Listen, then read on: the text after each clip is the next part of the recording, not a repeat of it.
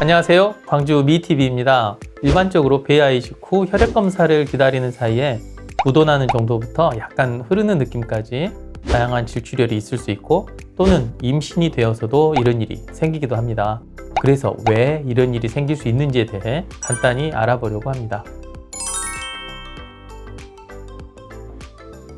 출혈 양상은 다양하지만 연구에 따르면 7에서 42%의 환자들이 시험관하기 시술 과정에서 여러 종류의 출혈을 경험한다고 합니다. 난자 채취 후에 나오는 출혈은 대개 채취용 바늘에 의해 찔린 질벽에서 혈액 응고가 된 후 피가 멈췄다가 시술 끝나고 다시 움직이면서 그 부위에서 다시 피가 나는 경우가 대부분입니다. 심하지 않으면 시간이 지나면서 응고되어 멈추게 되니까 이 점은 너무 걱정하지 않으셔도 됩니다. 배아 이식 후에도 출혈이 생길 수 있습니다. 많이 들어보셨을 텐데요. 착상혈이라고 부르는 현상이 생기게 되면 출혈이 발생합니다. 이식을 하면 며칠간 배아가 엄마의 자궁 내막에 둥둥 떠 있다가 마침내 착상을 하게 되는데 배아가 파고드는 과정에서 자궁 내강에서 출혈이 발생하게 되는 것이라 이해하시면 됩니다. 물론 모든 사람에서 이 착상혈이 생기는 것은 아니고 이런 출혈 없이 임신에 성공하는 분들도 많습니다.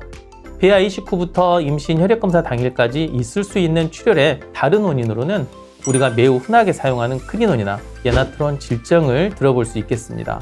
지금 이제 보이고 있는 영문 토픽을 살펴보면 크리논겔 같은 질정제를 사용할 경우 자궁경부의 충혈 양상을 촉진시켜서 피가 날 수 있는 상황을 만든다고 하였고, 이는 임신과는 상관이 없지만 이식한 분들이나 초기 임신 유지를 위해 질정제를 사용하고 있는 분들에게는 놀랄 수 있는 상황을 만들 수 있겠습니다. 이런 경우가 발생하면 저 같은 경우는 질정제를 일단 중단하고 같은 성분의 주사제를 하루 2번으로 늘려서 일정 기간 사용한 후 다시 출혈이 멈추면 질정제로 바꿔서 처방하고 있습니다. 그렇게 하면 거의 대부분은 출혈의 공포에서 벗어날 수 있겠습니다. 이게 또 그렇습니다. 의사 입장에서 초음파 검사를 했는데 태낭 주변에 피가 고인 게 보입니다. 말씀을 해드리는 것이 나을까요? 아니면 별 증상 없을 경우 그냥 넘어가는 게 나을까요? 괜히 별 증상이 아닌데 말씀드려서 다음 주에 초음파 보러 올 때까지 한숨도 못 자고 걱정하게 만드는 게 과연 맞는 것일까요?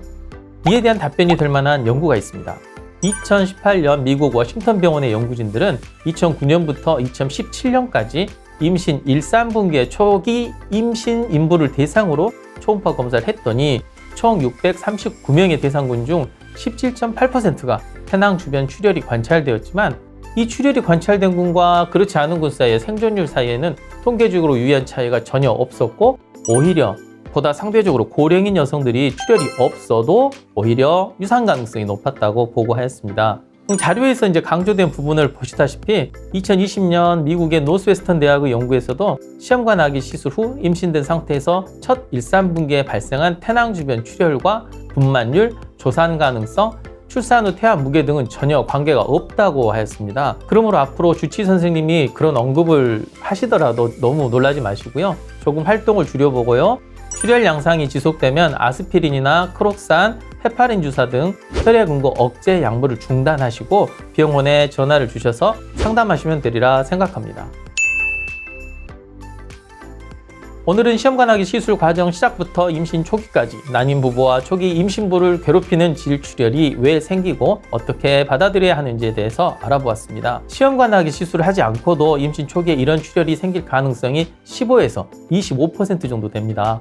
질정을 사용하지 않는 정상 임신에서도 임신되면 자궁경부에도 혈관 발달이 더 좋아져서 출혈 양상이 흔해지고 이 상황에서 이제 초음파 검사라도 한다고 질초음파 기계를 넣게 되면 그날 밤에 출혈이 발생해서 놀랄 수도 있게 됩니다. 결론은 태아의 생존과 출혈 또는 피고임이 큰 관계가 없는 경우가 대부분이니까 너무 걱정하지 마시고 전화로 주치 선생님과 상의하시면 되겠습니다. 연락이 안 되면 아까 말씀드린 대로 혈액 응고 억제제의 사용만 중지하고 다음 날이라도 내원해서 주사제로 바꾸든지 하는 방법을 모색하면 되니까 그렇게 이해해 주시면 되겠습니다. 그럼 좋은 하루 보내시고 다음 영상에서 뵙도록 하겠습니다. 감사합니다.